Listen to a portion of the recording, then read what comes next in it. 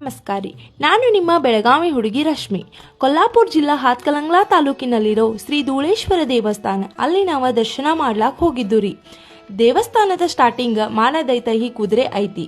ಅದನಂತರ ಸಭಾ ಮಂಟಪದಾಗ ನಂದಿ ಶಿವಲಿಂಗ ಮತ್ತು ಬೆಳ್ಳಿ ಪಾದಕ ನೋಡಾಕ ಸಿಗ್ತೈತಿ.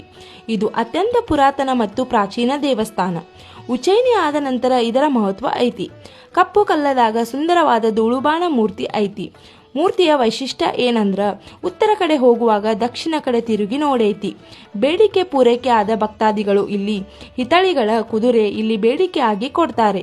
ಇದು ಶಂಕಾಣದ ರೂಪ ಐತಿ ಮತ್ತು ಉಜ್ಜಯಿನಿಯ ಮಹಾಕಾಣದ ಇಲ್ಲಿ ಧೂಳುಬಾ ಅಂತ ನಿಲ್ಲಿಸೈತಿ.